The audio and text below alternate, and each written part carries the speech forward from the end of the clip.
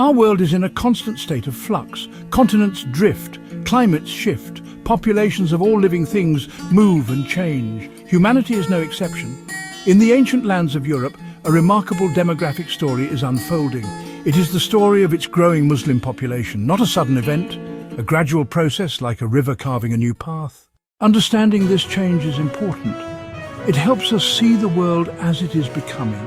It tells a tale of human movement, of faith, and of new communities taking root in old soil. This gentle, persistent shift is a significant topic of our time. Migration is one of the most powerful forces in the natural world. Seeds travel on the wind.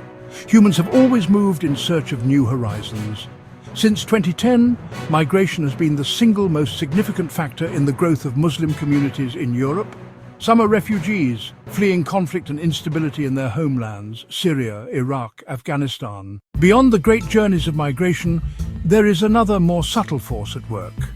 In Europe, the growth of the Muslim population is also significantly driven by birth rates. The data shows that the fertility rate for Muslim women is around 2.6 children per woman. This is compared to a rate of 1.6 for non-Muslim women across the continent. What does the future hold? When we look at population trends, we are not predicting the future with certainty. Instead, we are exploring possibilities. Researchers at the Pew Research Center have modeled 3 potential scenarios for Europe's Muslim population. The first scenario is perhaps the most unlikely. It is the zero migration model. Even in that imagined world, the Muslim population would still grow. The share would climb from about 4.9% to roughly 7.4% by 2050. The second scenario is the medium migration model. It's a more realistic path. Under these conditions, the Muslim share could reach 11.2% by 2050. That would more than double the population size. The third and final scenario is the high migration model. It asks, what if the record refugee flows of 2014-2016 continued indefinitely? In that case, the Muslim share could reach about 14% by 2050. That's nearly triple the 2016 share. The arrival and growth of any new community invariably enriches the cultural landscape. It's kind of like introducing new threads of different colors and textures into a tapestry. The result is more complex and intricate, and often more vibrant. The growth of Muslim communities in Europe is having just such an effect. This is most visible in the continent's great cities. The call to prayer from a minaret might echo where church bells have rung for generations. This cultural infusion is wonderfully apparent in food. Walk through districts in London, Paris, Berlin. These foods haven't replaced the old, they've been added to the menu. The growth of any population group sends ripples through the fabric of society.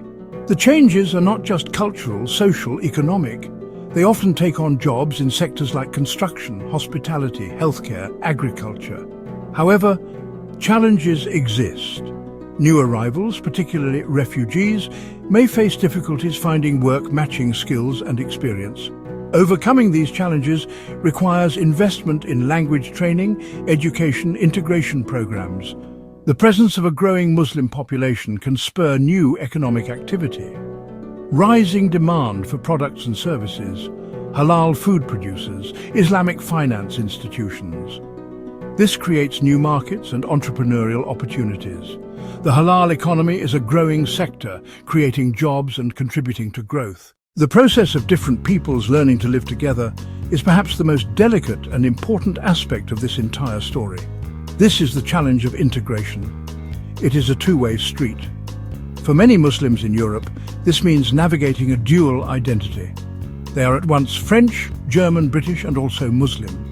For the wider European society, this change prompts a conversation about national identity. For centuries, that identity was often closely linked with a shared Christian heritage. Now, the continent is becoming more religiously diverse. This requires a shift towards a more inclusive civic definition of identity. This journey is not always smooth. There have been tensions and misunderstandings. Building trust and mutual respect in the face of such challenges requires patience, dialogue, and a firm rejection of prejudice from all sides. Yet, despite the difficulties, countless positive stories of integration unfold every day, far from the glare of headlines. They happen in neighborhoods where people share food, celebrate festivals, and help each other in times of need. The story of Europe's Muslim population is, in the end, a story of life's constant unfolding change. Like a great river fed by new tributaries, reshaped by the powerful current of migration, reshaped by birth. We have looked at the numbers which show a young and growing community. We have explored the journeys people take and the reasons they take them. We have peered into possible futures, seeing how choices about migration can shape tomorrow.